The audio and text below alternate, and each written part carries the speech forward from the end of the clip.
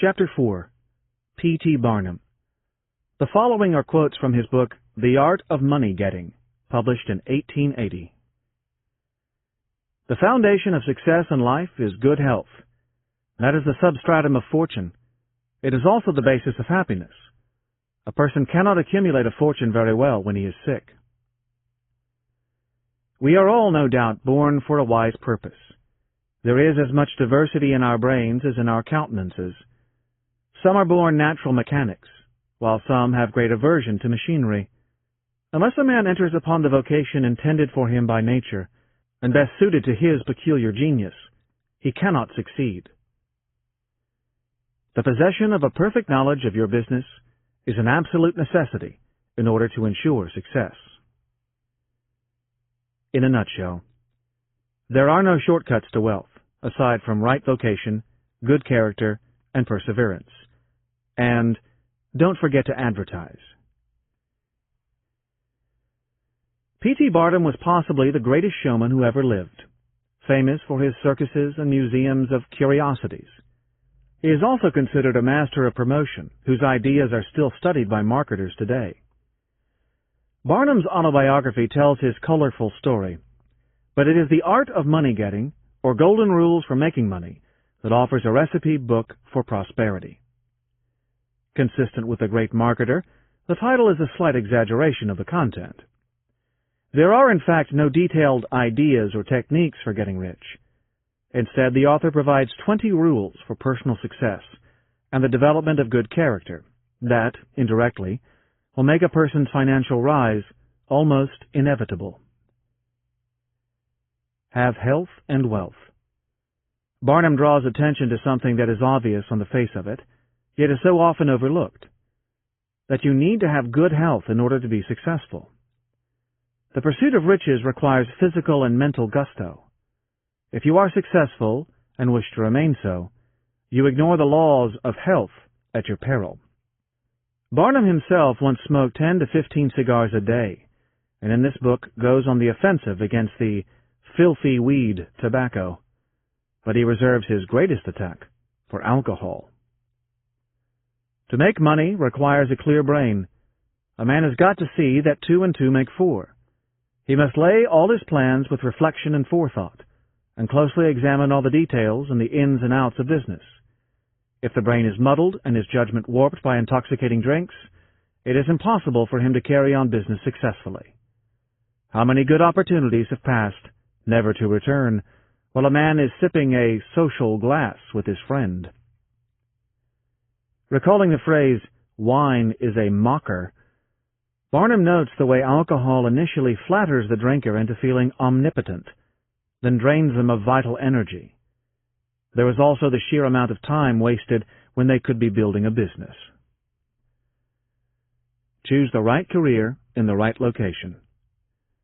Barnum notes that in a country like the United States, which has more land than people, anyone who properly applies themselves can make money. There is room for good people in any vocation, but you have to make sure you choose the right vocation. In emphasizing the importance of choosing a career that you love, Barnum was perhaps ahead of his time. He goes as far as saying that selecting a vocation on the basis that it was congenial to your tastes was the surest way to success for a young person. We are all born for some purpose, he opines, and the extraordinary differences between us suggest that people were made to do some things and not others. Yet Barnum explains that it is not enough just to do the work you love. You must be careful where you do it. You might conduct a hotel like clockwork and provide satisfactorily for 500 guests every day, yet if you should locate your house in a small village where there is no railroad communication or public travel, the location would be your ruin. He refers to a man he met running a museum of curiosities in London. The man was good at what he did, but was not attracting much custom. Barnum suggested he move to the United States, where his show would find more enthusiastic audiences. The man duly did, working first for 2 years in Barnum's New York Museum, and then establishing his own traveling show business. Some years later, Barnum reported, the man was rich, simply because he selected the right vocation and also secured the proper location. It's up to you. Sheer persistence is often the difference between someone who succeeds and someone who fails. We all experience the horrors, or the blues, as Barnum phrases it. But you must be determined to shake them off and keep your eyes on your goals. How many, he wonders, have almost reached the goal of their ambition, but, losing faith in themselves, have relaxed their energies, and the golden prize has been lost forever. Don't waste your time waiting for something to turn up. People who do this, Barnum notes, often turn up in a poorhouse or a jail. When you see an opportunity, seize it, and do the work needed to make it succeed. Remember the words of Solomon in the Bible. He becometh poor that dealeth with a slack hand, but the hand of the diligent maketh rich. It is a cliché to say that whatever is worth doing at all is worth doing well, but Barnum observes that many a man acquires a fortune by doing his business thoroughly, while his neighbor remains poor for life, because he only half does it. Stick to your business, master your field. Many people scatter their powers, Barnum notes, when dedication to a single task would have seen them succeed. A constant hammering on one nail will generally drive it home at last. When you are focused on one thing only, you will soon see ways in which it can be improved and made more valuable. While it is tempting to have many irons in the fire, a lot of fortunes have passed people by because they cast themselves too wide and not deeply enough.